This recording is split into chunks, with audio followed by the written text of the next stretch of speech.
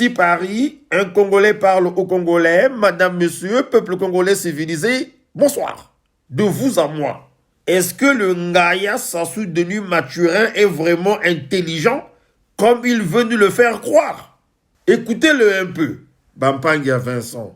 La ZLECAf ne peut pas fonctionner si les personnes ne peuvent pas circuler en Afrique. Sinon, qu'est-ce qui pourrait se produire? Qu'on amène les produits et on les laisse à la frontière et les personnes ne peuvent pas aller dans l'autre pays. Et c'est quand même, ce serait un commerce curieux. Hein? Les marchandises, on les laisserait aux frontières, puisque les personnes ne peuvent pas librement circuler dans les pays.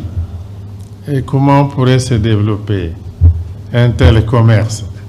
Il y a déjà la libre circulation des personnes, des biens. Et pour que cette circulation des personnes et des biens soit possible, et il faut qu'il y ait des infrastructures de communication. Les produits ne vont pas circuler sans les routes, sans les chemins de fer, sans les bateaux sur les fleuves ou les mers. Ce n'est pas possible. Et il y a aussi les télécommunications. C'est une arme redoutable aujourd'hui, les télécommunications. Chacun peut acheter sa marchandise dans un autre pays étant dans son salon.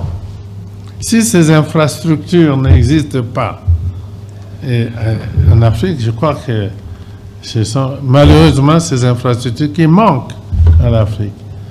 Et aussi la volonté d'obtenir qu'il y ait la paix en Afrique et la volonté d'obtenir qu'il y ait libre circulation des personnes allant d'un pays à un autre. Je rappelais dans mes interventions le fait qu'ici même, à Kigali, c'est le président Kagame et le président Idriss Déby, paix à son âme, qui ont initié ce projet fabuleux de l'institution d'un passeport panafricain. Le passeport panafricain. Ce n'était pas une clause de style, c'était le message lancé à l'Afrique pour que les Africains circulent en Afrique et se sentent en Afrique comme chez eux. Et le président Kagame nous avait brandi son passeport ici même. Il m'a dit hier soir qu'il avait encore lui son passeport. Le président Idriss Déby, paix à son âme, avait aussi brandi son passeport ici à Kigali. Et je pense que son passeport est bien gardé à N'Djamena. Moi-même, j'ai passé toutes les procédures.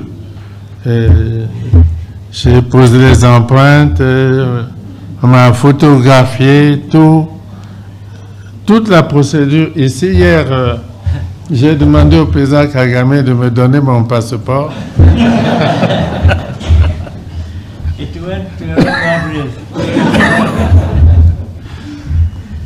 Et donc, c'est cela, l'Afrique. Bon, je pense que il faut manger bouchée par bouchée.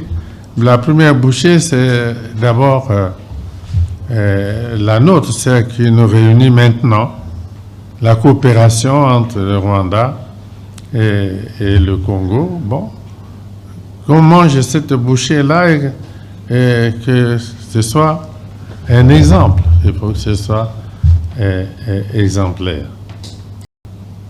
Nous allons encourager la libre circulation des Congolais au Rwanda, des Rwandais au Congo, et tout mettre en œuvre pour que ce petit maillon de la construction de l'Afrique, qu'il prenne réellement son envol. Ce type nous fait honte vraiment. Mais oui, il nous fait honte quoi. On ne pourrait pas trouver le moyen de le renvoyer dans son pays d'origine, car il n'est pas des nôtres, avec son fameux passeport qu'il réclame tant. À moins que nous jugions utile de le contraindre d'aller remettre à Idriss Déby, un dictateur comme lui autrefois, son passeport là où il se trouve. En enfer, bordel. À très bientôt.